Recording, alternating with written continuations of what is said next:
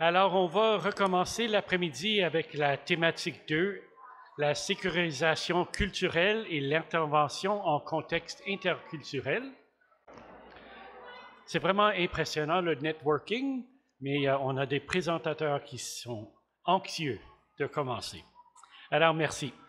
Alors, notre conférence numéro 2.1, on va commencer avec la construction d'un modèle de soins culturellement sécuritaire avec les communautés Atikamekw.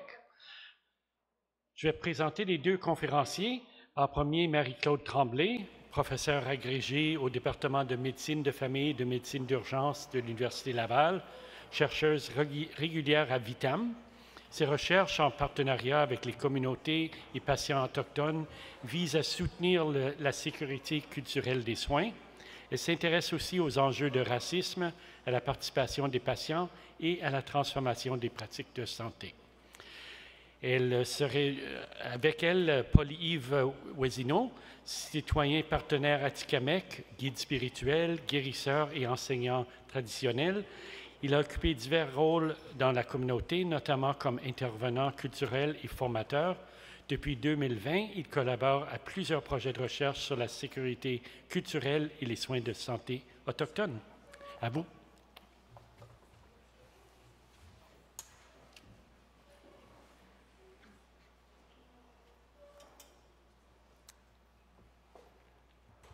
Bonjour tout le monde. Ça me fait très plaisir d'être ici aujourd'hui. J'ai la chance d'être accompagnée de Paul-Yves Ouesineau qui va m'accompagner dans cette présentation-là. Est-ce que tu veux venir ou après? OK, c'est bon.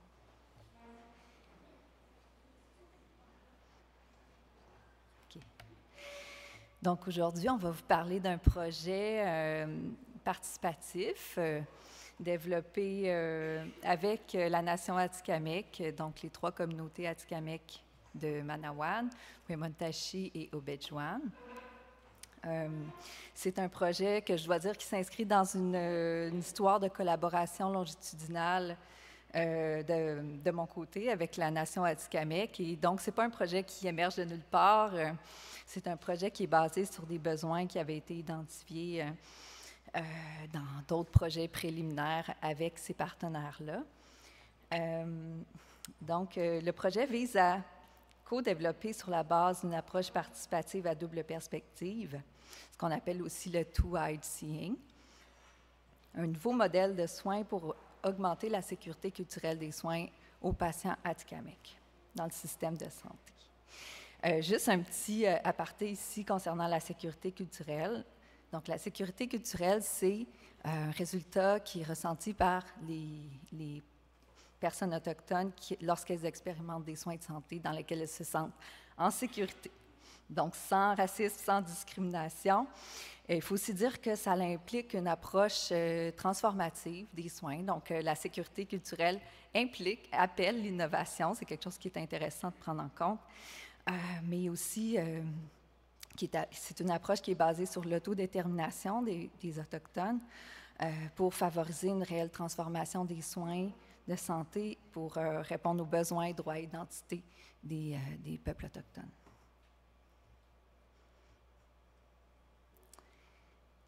Donc, l'approche à double perspective, c'est principalement ce qu'on voulait vous présenter aujourd'hui parce que je pense que c'est vraiment le cœur de l'innovation ce qui fait que ce projet permet l'innovation.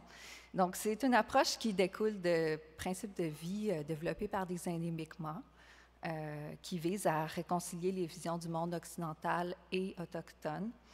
Et donc, ce principe de vie-là reconnaît que chacune des visions a des forces et des faiblesses, mais qui offre une représentation précieuse et importante du monde et de la manière d'y vivre, et qu'en utilisant les 2 visions, donc c'est pour ça qu'on parle de two-eyed seeing, 2 yeux, la vision à 2 yeux, on peut créer l'innovation, donc créer des solutions novatrices aux problèmes actuels qui sont expérimentés par les personnes autochtones et peuples autochtones.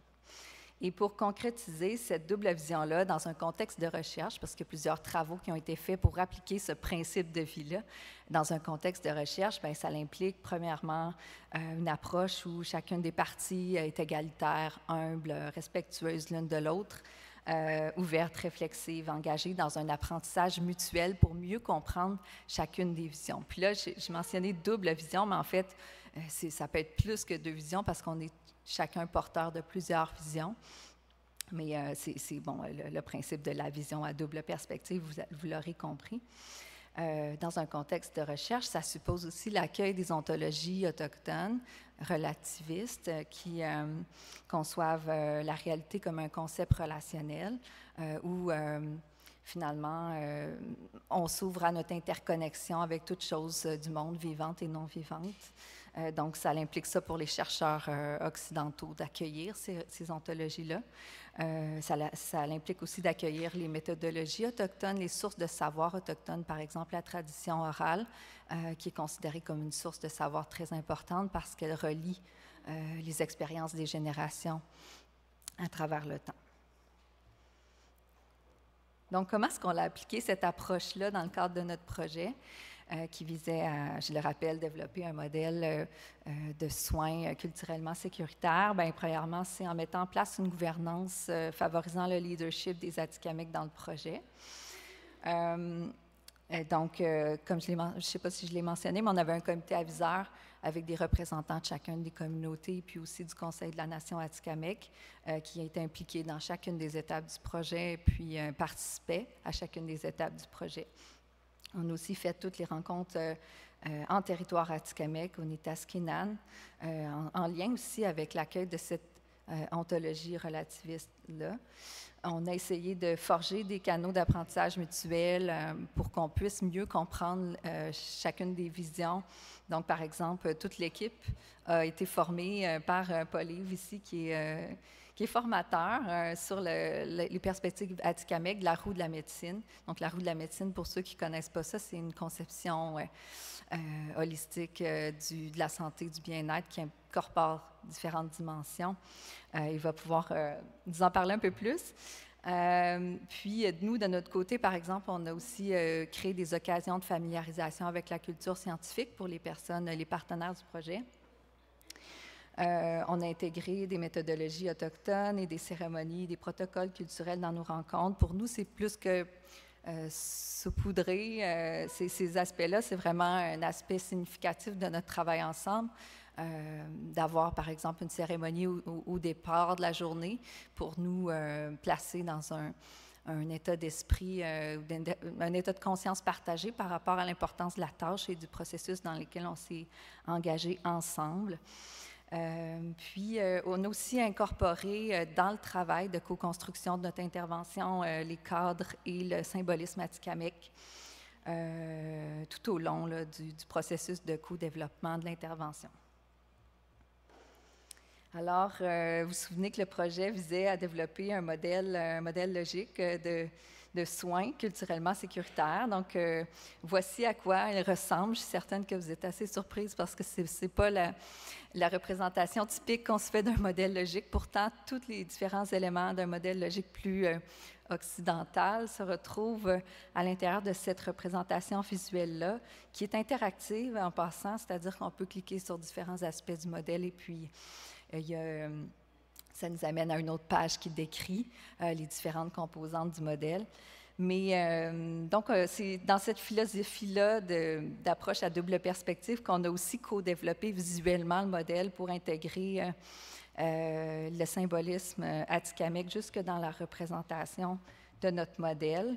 Ce qui en fait, somme toute, là, un modèle animé qui est fidèle à la pensée atikamekw, la pensée nomade, et qui, c'est ça, incorpore des symboles importants, par exemple le canot, qui symbolise l'action avec les deux partenaires, donc autant les membres des communautés atikamekw que les partenaires du système de santé occidental. Et puis le wampum, qui symbolise l'engagement formel envers la sécurité culturelle.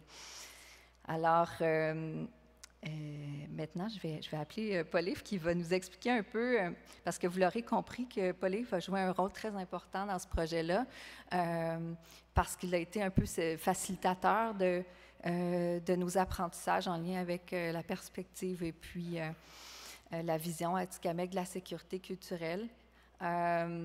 Et donc, je vais lui demander maintenant de venir présenter certains éléments qui nous ont guidés dans notre travail ensemble. Merci.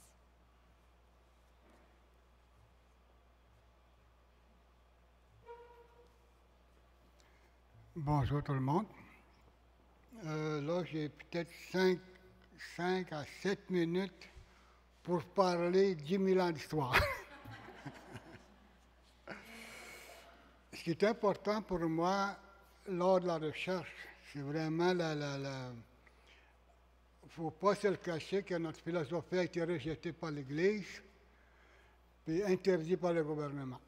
C'est seulement dans les années 80 qu'on a commencé à intégrer notre mode de pensée, notre mode d'intervention aussi dans nos communautés.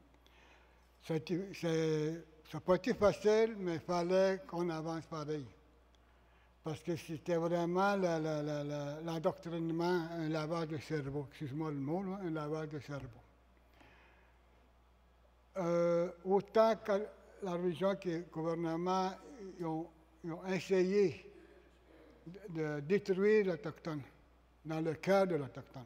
Fait que le cœur de l'Autochtone, c'est son identité. Fait que là, c'est ça qu'on est revenu avec. Puis, quand on a commencé vraiment à travailler, à réfléchir, comment on pourrait intégrer notre philosophie. J'ai eu la chance d'être initié en tant que guérisseur traditionnel depuis mes 5 ans. Fait que là, j'ai été quand même choyé avec mes mentors.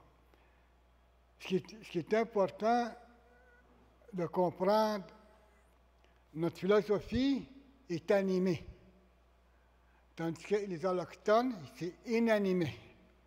Je m'explique. Comme j'expliquais tantôt, la madame là-bas, là, elle vient du Brésil, là. La façon, notre pédagogie, notre enseignement, il y a 3 niveaux. Il y a la personne qui parle, puis la personne qui reçoit. Quand c'est comme ça, c'est inanimé. Quand 2 personnes se parlent, c'est la pensée inanimée. Mais pour l'Autochtone, lui, le fait qu'on a une pensée circulaire, tandis que vous autres, c'est linéaire. Mais il faut, avec la recherche qu'on a faite, il fallait faire le mariage des deux, entre la pensée linéaire et la pensée circulaire. Comme je dis souvent, il faut faire le mariage les deux, entre linéaire et circulaire. Parce que notre langue est circulaire. La façon qu'on parle aussi, qu'on s'assoit aussi est circulaire. Comme ici, vous êtes assis en circulaire, en cercle. Fait que là, ce qui est important pour moi, de bien comprendre la façon qu'on a travaillé ensemble pour en arriver à faire un programme, un projet qui répond aux besoins dans les 2 côtés. Fait que là, la pensée nomade, c'est la pensée selon les saisons. Ça, c'est un cycle. Puis chaque cycle, il y a des rituels dedans. Puis ce qui est important là-dedans, la façon que nous autres, on pense, c'est pas cause qu'on ne se comprend pas, c'est notre façon, notre pensée qui est pas correcte, qu'on ne peut pas se comprendre. Fait que là, ce qu'on a essayé de le faire, c'est de créer une nouvelle identité, autant autochtone et autochtone. Fait que là, comme mes mentors disaient, que ce soit africain, haïtien, n'importe quel, ou chinois ou japonais, il faut créer une nouvelle identité. Puis qu'il y a juste une seule identité, c'est l'être humain. Puis tout ça, tout au long de mon initiation, on a toujours parlé de l'être humain. On n'a pas parlé d'Atikamek dedans. Ce que disaient mes mentors, c'est la première philosophie de l'être humain que les Autochtones y ont su garder. C'est seulement l'arrivée Christophe Colomb, tout ça, là, qui ont commencé à détruire, même à interdire notre philosophie de vie. Puis ça, c'est universel. C'est pas autochtone. C'est l'être humain qui est important dans ce concept-là. Fait que là, pour en arriver de faire le programme de recherche de Marie-Claude, il fallait travailler là-dedans. Il fallait les former aussi. Fait que là, ça, là, je pourrais parler toute l'après-midi, toute la soirée, je ne finirais pas. Mais là, on avait juste, il me reste encore 1 minute et 25 secondes. Fait que là, ce qui est important ici, c'est de connaître c'est quoi l'art médicinal. L'art médicinal, c'est pas le cercle, c'est pas les couleurs, c'est pas les cérémonies, non. L'art médicinal, c'est toi, avec tes 14 outils. Je suis certain que dans 99%, vous ne connaissez pas vos 14 outils. Pourtant, vous vivez avec vos 14 outils. Vous levez le matin, vous couchez avec le soir. Quand vous êtes venu au monde, vous êtes arrivé avec ça, puis c'est la seule chose que vous allez partir avec quand vous allez mourir. Vous savez, c'est quoi les 14 outils? Un scope. 2 pieds, 2 mains, 2 oreilles, 2 yeux, 2 narines, ta bouche, ton corps, ton sexe, puis ton derrière. Ça, c'est les 14 outils. Peu importe l'intervention que vous allez faire dans le futur, n'oubliez jamais les 14 outils, c'est la raison d'être de l'être humain. Puis c'est comment que l'être humain a utilisé les 14 outils, c'est le malaise d'aujourd'hui. C'est chaque personne qui est responsable de ce qui arrive, avec ces 14 outils. Puis avec quand on a travaillé ensemble, c'est avec les 14 outils, avec la recherche qu'on a faite ensemble. Fait que là, il me reste 4 secondes, fait que là, je vais arrêter, je vais attendre les questions tantôt. Merci beaucoup.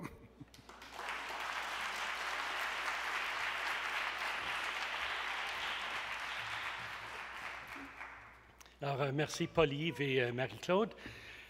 Deuxième groupe de conférenciers, je présente en premier Anne-Marie Leclerc, professeure agrégée au département de sciences infirmières de l'Université de Québec à Trois-Rivières, scientifique en résidence à l'Observatoire des réalités autochtones urbaines.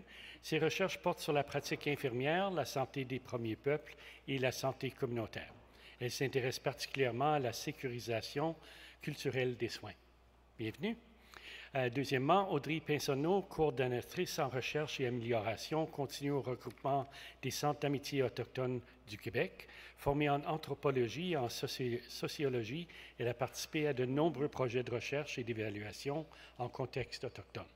Son engagement vise à améliorer les programmes et services destinés aux populations autochtones. Et on va parler des cliniques de santé autochtones en milieu urbain, portrait d'une innovation.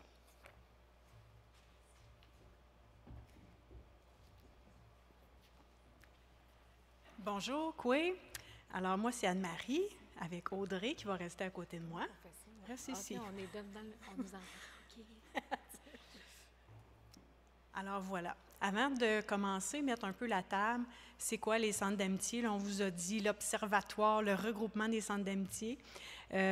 Ici, sur la carte, vous voyez les différents centres d'amitié qui sont répartis un peu partout dans les villes du Québec.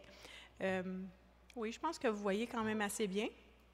Donc, c'est pour vous donner un portrait que, en fait, les populations autochtones ne sont pas juste dans les communautés, sont aussi et surtout dans les milieux urbains.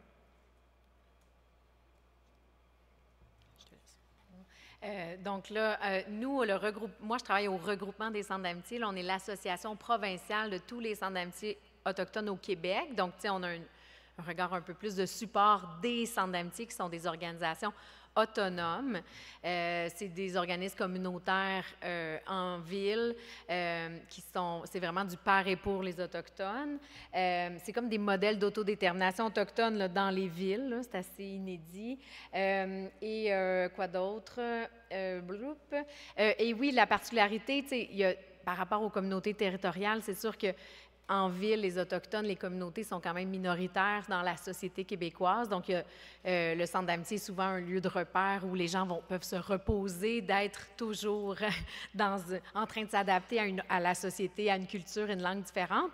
Et aussi, il n'y a pas juste une nation, c'est ouvert à tous les Autochtones. Donc, dans un centre d'amitié, il peut y avoir des Atikamekw, des Inuits, des Anishinabés qui se côtoient au quotidien, là. Donc, voilà de quoi ça a l'air, les centres d'amitié, et dans quelle ville ils sont. Depuis plusieurs années, les centres d'amitié ont commencé à vouloir vraiment collaborer de plus étroitement avec les CIS, les CIUS et autres instances du réseau de la santé et services sociaux pour vraiment développer des services, avoir accès à des professionnels de la santé dans les murs des centres d'amitié autochtones. La première, c'est le centre d'amitié de Val-d'Or là, qui a déjà ouvert un premier modèle de clinique, là, disons, en 2008. Ils n'aiment pas trop le mot clinique, là, parce que pour eux, ça fait comme enfermer les professionnels de la santé dans juste une affaire, alors que c'est les services du centre au complet qui donnent la pertinence au fait qu'il y a des infirmières et des médecins, par exemple, dans un centre d'amitié. Donc, on est rendu avec 8 cliniques dans les centres d'amitié, et puis il y en a encore des projets en développement, puis voilà. Fait que ça ressemble à ça à travers le Québec, là, les services dont on va parler. OK. Donc, je l'ai dit un petit peu rapidement, mais qu'est-ce qui est important dans les cliniques de santé autochtones des centres d'amitié, c'est justement que tu ne vas pas juste là parce que tu as un rendez-vous avec une infirmière, c'est que c'est un lieu que tu fréquentes. Et là, c'est juste une liste minime, là, rapide, de quel genre d'autres services qui favorisent la santé et le mieux-être global des individus et des collectivités auxquels on peut avoir accès dans les centres d'amitié, donc l'intervention, accès à des plantes médicinales, du soutien administratif. Quelqu'un qui n'a pas de carte de RAMQ, on peut lui donner un coup de main en live dans un centre d'amitié toujours. Il y a des activités de ressourcement en territoire. Il y a du transport, de l'accompagnement pour les rendez-vous médicaux, de la traduction qui peut se faire lors de ces rendez-vous-là. On peut se déplacer à domicile. Des fois, même le centre d'amitié, il y a des barrières à même se rendre au centre d'amitié pour plusieurs personnes. Donc, les centres d'amitié ont vraiment élargi leur approche de proximité, puis le démarchage ou outreach, là, à aller rejoindre les gens où ils sont, le temps de créer un lien de confiance pour qu'ils puissent venir vers le centre d'amitié, etc., etc. Là, il y a vraiment beaucoup d'activités traditionnelles et culturelles qui se font aussi et qui contribuent là, à la santé, au mieux-être. Ce n'est pas des choses qui se font en silo, c'est vraiment un continuum de services. Je te laisse aller. Oui. En fait, ce qu'on vous présente aujourd'hui, c'est comme un entre-deux du travail d'évaluation qu'Audrey a fait dans les cliniques et moi d'un projet qui s'amorce avec les infirmières qui travaillent dans les cliniques. Donc, c'est comme on est vraiment au milieu entre les deux. Peux-tu me présenter, c'est quoi ton rôle dans l'observatoire? Oui, parce que je vais rapidement, il reste 5 minutes, mais en fait, je suis professeure, mais comme je suis en année d'études et de recherche, j'ai profité de ce moment-là pour être scientifique en résidence. Donc, je suis en apprentissage, en appui. Donc, c'est vraiment un travail de collaboration au niveau scientifique avec l'Observatoire. Et c'est de là que le projet avec les infirmières qui sont dans les cliniques de santé autochtone a émergé. Fait que c'est le mix de ce qui se passait avant que j'arrive et ce qui va se poursuivre dans les prochains mois aussi. J'encourage les organismes communautaires qui ont un peu d'activité de recherche à faire ça. Nous, c'est la première fois qu'on faisait ça avec Anne-Marie, mais tu sais, ça a été un grand coup de cœur, là. Elle s'est intégrée, elle s'est mise à nos services, elle a participé à nos activités, elle nous a donné un coup de main. Puis de ça, on a eu envie avec elle de faire un projet de recherche. Puis, tu sais, donc la continuité se fait vraiment naturellement. Puis, je sais pas, là, je pense que de part et d'autre, c'était bénéfique. Merci. Bien, comme Marc-Claude l'a présenté tout à l'heure en lien avec la sécurité culturelle, bien, en fait, les soins de santé qui sont offerts dans les centres d'amitié se doivent d'être sécuritaires pour que les personnes autochtones se sentent à l'aise et confortables de venir consulter. Donc, on a mis une liste d'exemples qui sont ressortis de l'évaluation d'Audrey, misée sur la question des langues. Donc, quand les personnes sont accueillies dans leur langue, ça crée déjà un premier contact, un premier lien. Il y a des mots qui n'existent pas dans la langue autochtone, qui existent en français. Il faut essayer de trouver la traduction, d'avoir la même conceptualisation d'un mot aussi. Fait que tout ça, ça a son importance. On a parlé de la vision holistique. Ce que Paul-Yves nous a présenté, c'est exactement ça. Ça doit s'imprégner dans l'offre de services qu'on offre. Avoir une approche familiale aussi, donc être très inclusif avec les enfants. Tout à l'heure, ce que j'ai remarqué quand je suis arrivée, c'est qu'on était juste des adultes, parce que la semaine passée, j'étais à un rassemblement, puis il y avait des enfants au travers de l'événement. Fait que ça m'a marqué aujourd'hui que, bien, puis là, c'est correct, là, c'est pas un reproche, mais quand il y a des activités autochtones, mais c'est normal que les jeunes soient là, parce que ça fait partie de la vie puis du quotidien, en fait, des gens. Forte présence autochtone, c'est plus dans l'équipe, les gens qui constituent le centre d'amitié en tant que tel. Flexibilité, respect, on en a parlé beaucoup ce matin aussi de ça. Ancrage culturel des services dans l'offre des activités. Ancrage dans les langues, on en parle encore aussi. Puis les services ajustés en fonction des besoins des membres. Je reviens. Ici, ça, c'est un verbatim, puis c'est pas analysé, là, c'est plus dans ce qui vient appuyer tout le travail d'évaluation qu'Audrey a fait. Je vais vous le lire. C'est une participante, c'était une infirmière autochtone que j'ai rencontrée, qui dit « La sécurisation culturelle consiste donc à reconnaître l'autre dans son identité complète, à valoriser sa culture, ses croyances et ses valeurs sans jugement, mais avec une sensibilité profonde. Il est crucial de comprendre que chaque personne est unique et porte un vécu particulier, et c'est dans cette compréhension, sans jugement péjoratif, que l'on parvient à offrir un soin véritablement respectueux et adapté. Cette approche permet non seulement de préserver l'intégrité culturelle de l'individu, mais aussi de favoriser un environnement propice à la guérison et au bien-être. On pourrait dire mieux-être aussi, là, c'est la même perspective. Ici, une autre participante qui parle de son rôle, parce que dans le projet avec les infirmières, l'idée, c'est d'aller documenter en profondeur ce qu'Audrey a fait, mais d'aller plus en profondeur dans les rôles plus précis qui sont faits comme infirmière dans les cliniques. Puis là, ici, une des infirmières disait, c'est beaucoup d'advocacy, de plaintes, les gens qui ont vécu des affaires à l'hôpital et que ça n'a pas de bon sens, on va faire quelque chose, on communique avec les personnes pour les plaindre. Bref, c'est tout cela. Puis là, il n'y a pas juste les plaintes, c'est un extrait en tant que tel, mais ça dépasse le cadre clinique de dire, je fais une prise de sang, je prends une pression artérielle. C'est dans toute cette globalité-là que les soins sont offerts. Je te laisse conclure. Bon, 1 minute. Hein? Vous nous poserez des questions après, là, si vous en avez, parce qu'évidemment, ces infirmières-là, ils ne flottent pas dans les centres d'amitié. Des fois, ça repose sur les collaborations, puis il y a comme de la sécurisation culturelle à faire aussi sur la table où on s'assoit pour faire de la complémentarité négociée. Mais les grands constats, là, depuis 2021, on a eu un financement là, du ministère de la Santé et des Services sociaux plus substantiel pour les centres d'amitié pour développer ou bonifier leur offre de services en santé mieux-être, dont les cliniques, et ça a vraiment fait une immense différence. Ces cliniques-là donnent vraiment un accès, favorisent vraiment l'accessibilité des services. Il y a encore énormément de méfiance et plein de résultats de commissions d'enquête montrent qu'ils sont justifiés aussi parfois, la méfiance des Autochtones envers le réseau public, envers les services du réseau public québécois. Ça prend du temps, guérir de ça et transformer les choses. Et pendant toutes ces décennies que ça prendra, bien, il y a quand même des services dans les centres d'amitié qui sont extrêmement précieux pour vraiment donner un accès. Il y a vraiment des personnes très éloignées qui peuvent construire un lien de confiance, et ce lien de confiance-là avec un intervenant, une personne, un organisateur communautaire va découler sur peut-être aller voir l'infirmière dans le centre d'amitié et après peut-être aller faire des référencements vers d'autres choses dans le réseau public. Donc, il y a vraiment un accès à tous les services, pas juste la première ligne. Bien, je suis convaincue que les modèles de cliniques autochtones des centres d'amitié, c'est vraiment des modèles d'innovation. Et tant mieux si un jour vous vous intéressez à ça, vous viendrez nous lire, nous voir, on pourra vous en parler. Moi, je suis convaincue que ça peut aussi inspirer là, des projets en dehors du contexte autochtone parce qu'il y a vraiment des belles pratiques nouvelles, très novatrices qui se font dans les centres d'amitié. Voilà.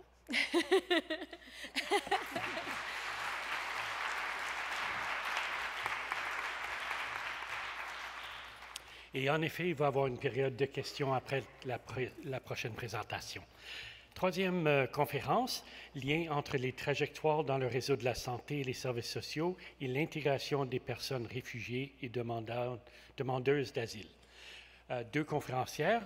En premier, Lucienne Martins-Borges, professeure titulaire à l'École de travail social et de criminologie à l'Université Laval, chercheuse régulière à Vitam et l'EDIC, psychologue responsable de SAPCIR. Et elle s'intéresse à la diversité culturelle et à l'immigration dans la région de Québec. Elle accompagne aussi les immigrants et réfugiés dans leur adaptation psychologique. Bienvenue.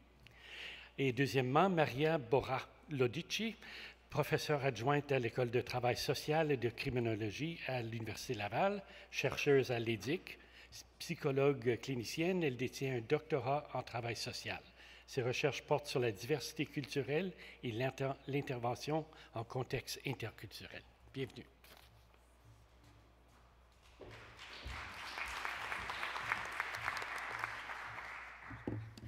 C'est ça, comment ça fonctionne. Et ça, c'est pour juste cliquer.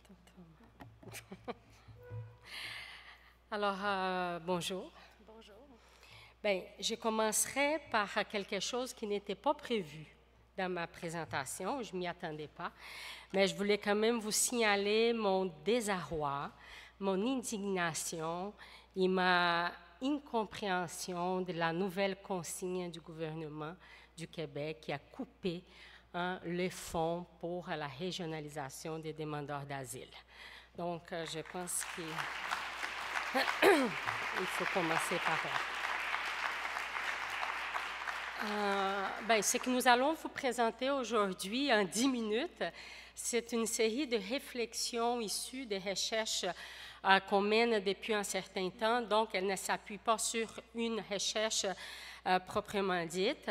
Et j'aimerais aussi vous dire que toutes ces recherches sont réalisées auprès de notre partenaire et collaborateur, les SUS de la capitale nationale, qui j'adresse mes remerciements de toujours m'accepter malgré tous mes questionnements au sujet des pratiques en interculturel dans le réseau. Donc,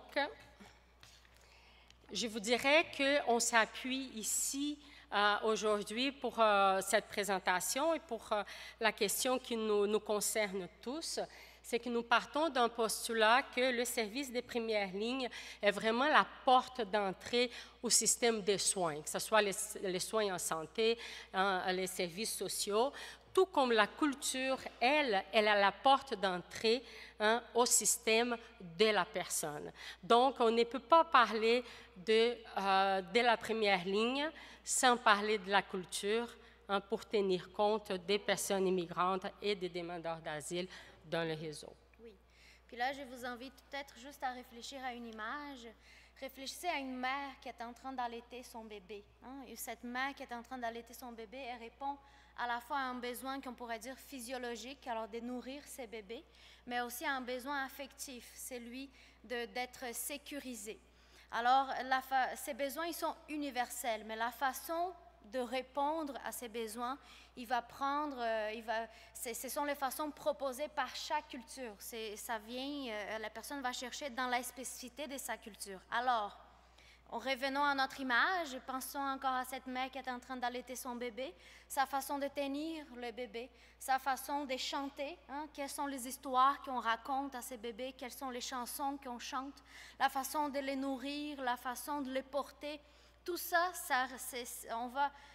cette mère dans notre image, et puis là, je pense que tout le monde peut imaginer des mères que vous connaissez qui allaitent des bébés, mais elles sont faites selon la spécificité de la culture. C'est pour cette raison qu'on répond à des besoins universels. Puis je remercie, je pense aussi les conférenciers qui ont parlé avant nous, de nous rappeler que nous sommes tous des êtres humains, mais la façon d'exprimer et de répondre à des besoins, on doit toujours se référer à la spécificité de la culture de la personne. Tu peux passer, s'il te plaît? Okay. Donc, quand on pense à la place de la culture dans les services de première ligne, cela constitue alors penser la place de la personne dans le réseau de la santé. d'accord? Et c'est pour ça qu'on va parler d'une adaptation culturelle des pratiques des soins pour tenir compte de la place qu'occupe la culture dans la constitution subjective de la personne. Donc, pourquoi faut-il parler d'adaptation? Bien, logiquement, lorsqu'on pense à notre service de santé, à toutes nos structures, ces services ils s'articulent autour des éléments partagés par un même groupe. X, c'est normal, c'est un groupe qui est majoritaire. Quand on parle d'une adaptation, c'est parce qu'on pense des groupes qui seront, eux, minoritaires, mais qu'ils ne seront pas moins importants que les groupes qui appartiennent au groupe majoritaire. Donc, il faut penser en adaptation. Si on pense en termes d'adaptation, on peut penser sur 3 éléments plus importants, c'est-à-dire les savoirs théoriques, mais aussi des éléments objectifs et des éléments subjectifs qui vont demander une adaptation. Pour les savoirs théoriques, quand on réfléchit à ce qui organise notre système de pratiques, on a tout ce qui est partagé par nos ordres professionnels, par nos dictionnaires intériorisés lorsqu'on pose un diagnostic, lorsqu'on fait une lecture d'une problématique, donc nos manuels diagnostiques, tout ce qu'on enseigne à l'université, mais aussi toute notre conception du normal et du pathologique. Donc, ce sont des conceptions partagées autour desquelles on organise nos services.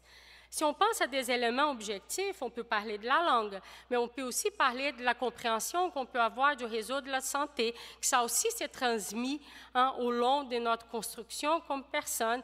Et ça, on peut penser à la fois à la hiérarchie institutionnelle, donc première ligne, services de complexité, etc., mais aussi la différence entre les professions, la différence entre les services. Mais on a aussi, je dirais surtout, les éléments subjectifs, c'est notre vision, notre conception du monde, nos codes de conduite, et je pense que Paul nous en a présenté quelques-unes, la conception de la santé, mais aussi les besoins que je peux identifier ou non comme prioritaires et les réponses en lien avec ces besoins. En ce sens, on vous amène 5 bonnes raisons à l'adaptation culturelle des pratiques des soins qui découlent un peu de ce qu'on avait déjà nommé. Mais la première chose, c'est que les conflits de valeurs peuvent constituer une impasse à la rencontre et à l'intervention interculturelle. En fait, souvent, lorsqu'on est en contact avec la différence, on peut avoir une réaction émotionnelle et cette réaction, elle peut se traduire sous forme de conflit de valeurs. Alors, ce qu'on remarque, c'est que ce conflit de valeurs, ils se traduisent de différentes façons. Par exemple, les différentes façons de méthodes éducatives, les différentes façons de comprendre l'alimentation. Pensons au guide alimentaire canadien, mais le nom, il dit les Canadiens. Alors, il se base sur une conception majoritaire canadienne, mais il n'est pas universel. On peut penser aussi à la différence des rôles au sein de la famille, par exemple, les relations hommes-femmes, les relations adultes-enfants, les relations aussi avec les aînés, ce qui représente les aînés pour différentes sociétés. Alors, lorsqu'on est en contact avec cette différence, c'est normal, on va revenir à nos propres modèles, à nos propres repères. Et c'est pour cela que c'est important de se décentrer pour vraiment être en mesure d'entrer dans l'univers de l'autre, mieux le comprendre et ainsi mieux répondre aussi à ses besoins.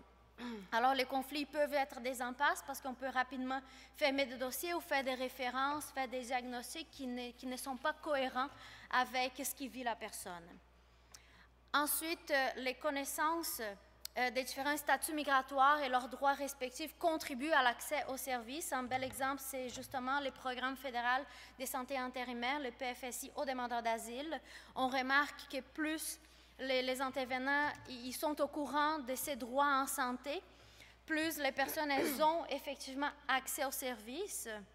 Ensuite, la formation sur les principes de l'intervention interculturelle permet de développer un sentiment de compétences culturelles chez les intervenants par ces processus de décentration et d'entrée en contact avec l'univers de l'autre pour mieux comprendre et ensuite faire une médiation, une négociation qui est possible. Mais ça fait en sorte qu'on répond adéquatement aux besoins et il y a un sentiment de compétence qui se développe chez l'intervenant. Ensuite, d'une façon un peu plus globale, une réponse adéquate aux besoins exprimés par l'usager s'appuie aussi sur une adaptation des critères généraux d'accès aux services. Ce sont des critères basés aussi sur une conception, une logique plus occidentale, mais si on a différentes façons d'exprimer les besoins et d'offrir différentes façons de traitement, il faudrait aussi être un peu plus flexible dans nos critères d'accès pour que ces personnes puissent véritablement avoir accès aux différents services. Et en dernier, c'est que les sentiments de sécurité vécus par l'usager, donc des bonnes expériences qu'il va avoir avec les réseaux de santé et des services sociaux, contribuent à leur sentiment de sécurité et d'appartenance au sein de la société d'accueil. Revenons encore à l'image de cette mère qui, peu à peu, ce bébé il va intégrer un sentiment de sécurité, mais plus tard, revivre ici aussi lorsque ses besoins sont encore une fois répondus, puis cette fois-ci par les différentes interventions offertes par les services de santé et les services sociaux. Donc, et juste pour terminer, selon cette conception, le bien-être, il va de concert avec le sentiment de sécurité et de rassurance, que l'adaptation culturelle des services en première ligne ou d'autres services, on peut nommer quelques-uns du sud de la capitale nationale. On a la clinique santé des réfugiés, on a les services aux demandeurs d'asile. Ce sont des innovations qui répondent aux besoins des personnes qu'on reçoit, mais aussi des intervenants en contact avec ces personnes. Cela facilite l'entrée, mais surtout le maintien de la personne dans le réseau.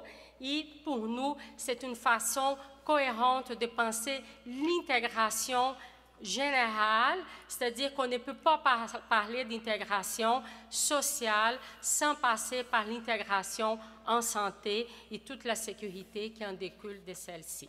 Voilà, merci.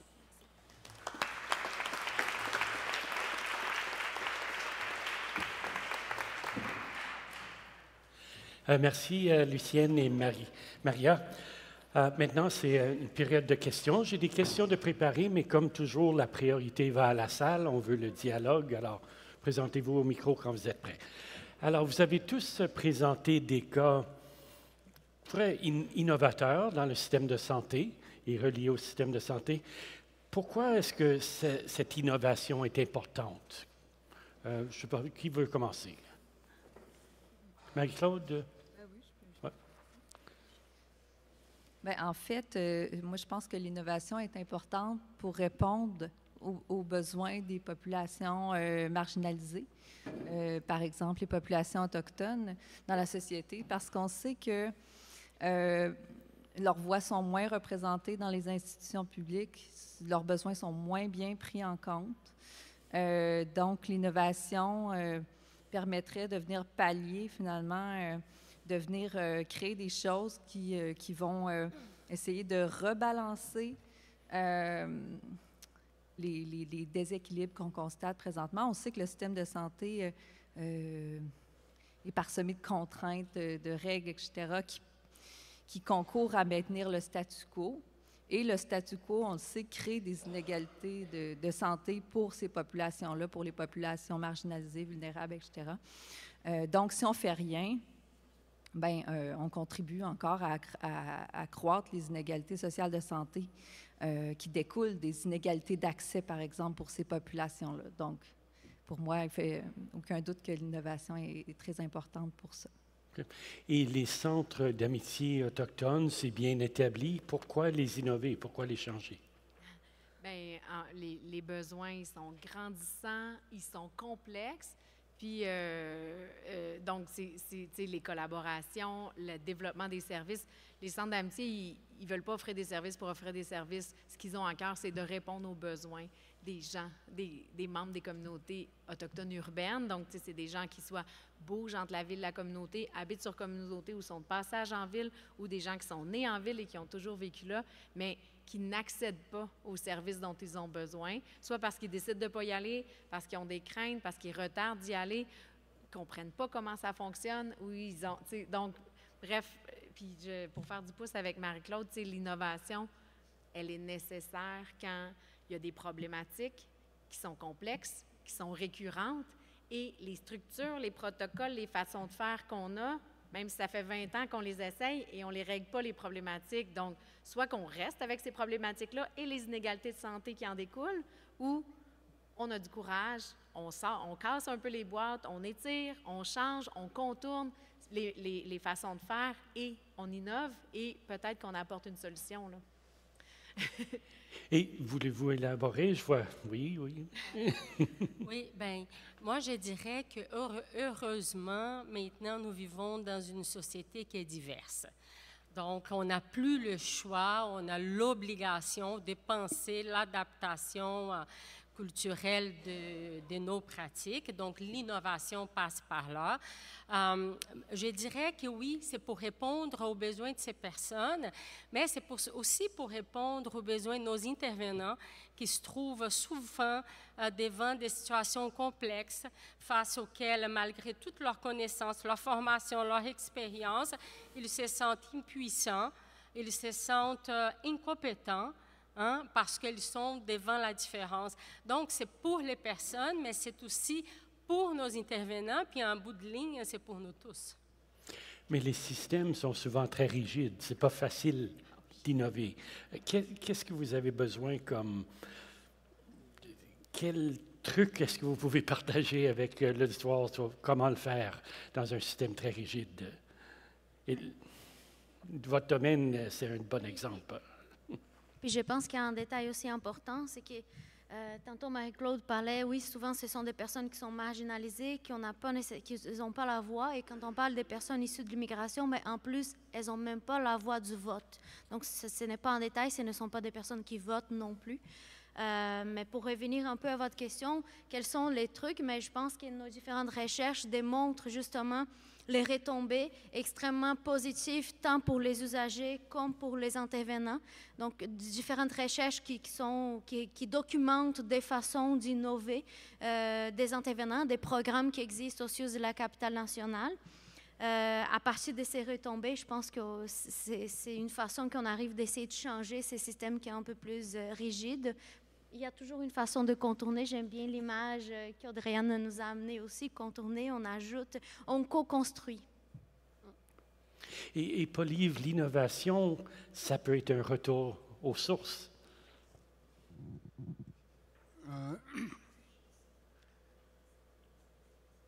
L'image qui me vient quand on parle d'innovation, tantôt, je n'ai pas parlé des totems.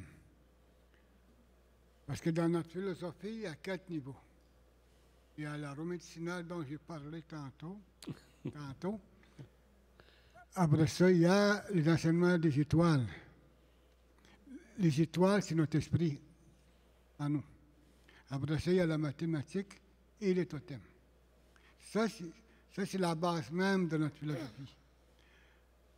Quand on parle de l'innovation, c'est la société, là, où il ne faut pas se le cacher, là, est en train de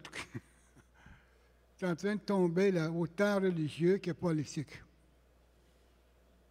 Et là, comme que disait mes mentors, un moment va venir où l'être humain va devoir prendre sa place.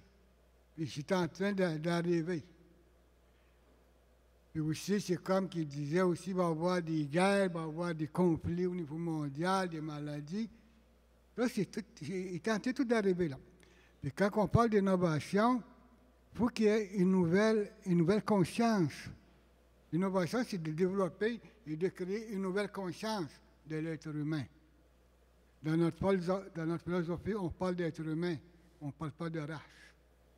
Et que là, quand on parle de l'innovation, pour moi, ça me revient tout de suite au niveau des totems. Puis les totems, il y en a 7. Le premier, ça c'est quand on voit totem, vous le voyez tout de suite, les legs avec les animaux dedans.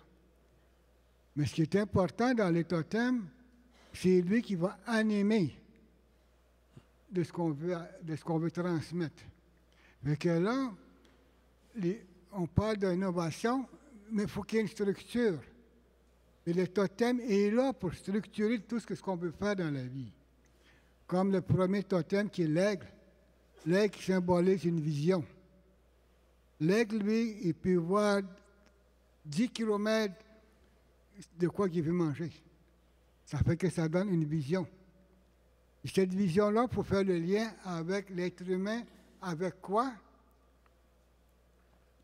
Les 14 outils. Pour qu'il y ait une vision de tout ça, là. Après ça, le deuxième, c'est le loup. Le loup, dans chaque meute de loup, il y a un chef de meute. Mais dans chacun de vous, il y a un chef de meute. Avez-vous une idée, c'est qui? C'est votre esprit. C'est votre esprit qui décide de ce que vous voulez faire avec vos 14 outils. Parce que là, c'est ça qui symbolise. C'est pour ça que notre pédagogie est vivante. Puis le troisième, c'est le castor. Puis le castor, lui, dès sa naissance, il va commencer à observer, à expérimenter. Tout ce que le maman castor, papa castor, il va imiter. Et là, c'est là qui est important, la persévérance, le courage, qui est le troisième totem. Le quatrième totem, c'est vraiment l'ours. Connaître tes limites. Parce qu'à chaque printemps, l'ours, lui, il va limiter son territoire. Il n'ira pas dans le territoire de l'autre. Il va y aller quand il a le besoin de sauver sa vie. Puis le cinquième totem, je pense que tout le monde la connaît. C'est la moufette. Puis la moufette, c'est le bien-être de la personne. Si tu veux être bien, c'est à toi à travailler ces 14 outils à être bien. Parce que si tu utilises mal tes 14 outils, ça fait mal. C'est comme une moufette, ça sent mauvais. Ouais, c'est ça qui est important. Après ça, il y a le porte-pique. Le porte-pique, lui, si tu vois le porte-pique, il va courir peut-être 15-20 pieds, après il va arrêter. Il va te regarder. S'il se sent sécure, tu peux marcher à côté. Mais ne va pas toucher le dos. Parce que tu risques de recevoir pas un, mais une trentaine d'épines. Parce que là, c'est ça. Comment utiliser, il faut être responsable de tes 14 outils. Parce que c'est toi qui vas t'affecter, mais c'est tout ton environnement qui va t'affecter. Après ça, le 7e totem, c'est le Var, qui est le gardien de l'eau sacrée.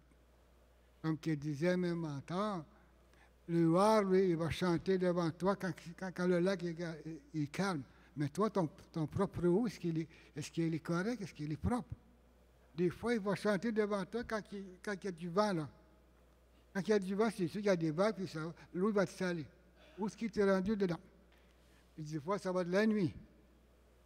Là, comme il dit, durant la nuit, il nous rappelle aujourd'hui comment ça a été mon eau à moi. Dans notre langue, on dit Nibi, Madjewin, qui veut dire l'eau de la vie. C'est ça les 7 principes dont on parle d'innovation. C'est pour animer le mot innovation. L'innovation était déjà là depuis longtemps. Ouais. Voilà. N'oubliez pas de venir demander vos questions. Vous avez des chercheurs chevronnés ici qui peuvent vous répondre. Ah ben, il y a quelqu'un qui vient.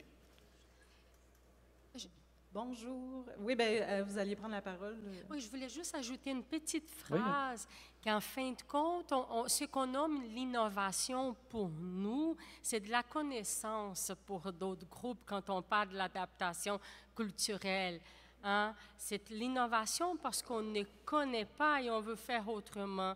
Mais nous avons des gens, des connaisseurs sur le terrain qui, pour eux, ce n'est pas de l'innovation, c'est de la connaissance. Donc, en s'appuyant, c'est une co-construction qui ne demande pas énormément de défis là, pour innover. Ou l'innovation, c'est plutôt utiliser les connaissances d'un peu tout le monde. Et donner le même statut scientifique, par exemple, le même statut institutionnel, empirique à ces types de savoirs, qui ne sont pas nécessairement dans une logique occidentale, des publications d'articles, etc., mais ça passe par exemple, l'oral. Oui, c'est ça. Ce n'est pas plus important parce que c'est dans un journal académique. Voilà. Vous avez tous fait des projets novateurs, mais au-delà d'un projet, comment est-ce qu'on crée une culture d'innovation? Audrey, on vous a pas entendu parler trop? C'est Anne-Marie, Ah, pardon. C'est pas grave. Bien, c'est sûr qu'on l'a nommé tout à l'heure, mais c'est sûr que le soutien financier est important, mais un soutien financier aussi qui perdure dans le temps. Quand on parlait des cliniques, quand on ne sait pas si le financement va être reconduit, c'est stressant pour tout le monde. Ça détruit quelque chose, bien, ça peut potentiellement détruire quelque chose qu'on a co-construit avec beaucoup d'efforts, d'énergie et de volonté pour que ça ça tienne le coup puis que ça soit fonctionnel. Fait que c'est sûr que quand on... Je sais que c'est la réalité de plusieurs aussi dans les organismes communautaires, c'est la même chose aussi, mais c'est un fait. C'est difficile à gérer, l'inquiétude, le stress, les gens partent parce que je ne sais pas si mon poste va être reconduit. C'est dommage qu'on n'ait pas une vision plus d'avenir puis de le soutenir. Tu sais, quand on voit que ça fonctionne rapidement, puis on le nommait ce matin, quand on dit que ça fonctionne, c'est pas « Ah, il y a tant de personnes autochtones qui sont venues à la clinique », là. C'est une histoire que, mettons, une personne, ça fait 40 ans qu'elle n'est pas allée consulter ni infirmière ni médecin, puis là, parce qu'il y a une infirmière, qu'il y a un médecin dans la clinique, puis qu'elle se sent à l'aise de venir, bien, on règle plusieurs petits problèmes complexes, des pathologies, des maladies chroniques qui n'ont jamais été soignées à cause de la méfiance du système de santé, à cause du manque d'accès. Donc ça, c'est une histoire gagnante, une histoire extraordinaire qui ne se chiffre pas avec un nombre de patients non plus. Puis cette gestion de clientèle-là qui est plus complexe, ça demande du temps. Fait que tout ça, c'est des chiffres qui n'existent pas, qu'il faut décrire, mais qui sont importants puis qui doivent être reconnus aussi dans le financement, de dire, bien, ça fonctionne, on a des histoires à succès où les gens viennent, se sentent en confiance, vont mieux. C'est ça notre objectif final. Fait que c'est tout ça, je pense, qui est important pour mener nos projets, mais pas juste dans une expérience de 2-3 ans, mais à long terme aussi, que tout le monde soit engagé puis que ça mène vraiment à des succès pour toujours. Alors, merci Anne-Marie. Je me corrige. Dernière chance pour les questions. Il reste moins de 5 minutes. Alors, courez au micro. Quelqu'un d'autre sur la question de culture? Oui, allez-y. Oui, bien, je pense que ce qu'Anne-Marie vient de mentionner est effectivement très, très important. Donc, une culture qui finance l'innovation, qui laisse la place à l'expérimentation. Donc, tout ça, c'est extrêmement important, mais je dirais aussi une culture participative et communautaire, ancrée dans des réalités locales. Puis, je pense que, tu sais, ce qu'on a vu à travers le projet, c'est l'importance, justement, de puiser aussi à travers différents types de savoirs. Donc, oui, les savoirs scientifiques, oui, les savoirs professionnels, mais aussi les savoirs d'expérience, les savoirs culturels aussi. Tu sais, si on pense à Paul-Yves, à ses enseignements qu'il a généreusement partagés ici aujourd'hui, mais aussi avec l'équipe, je veux dire, c'est des savoirs millénaires en lien avec la santé, qui sont basés sur une science de l'expérimentation, qui ont fait leurs preuves au travers des siècles et qui sont encore valables et qui pourraient aussi être utiles à d'autres groupes, d'autres populations. Donc, vraiment, les savoirs expérientiels, les savoirs traditionnels, culturels, sont extrêmement importants aussi, puis souvent on a tendance à les oublier dans les processus d'innovation, mais pour moi, l'innovation passe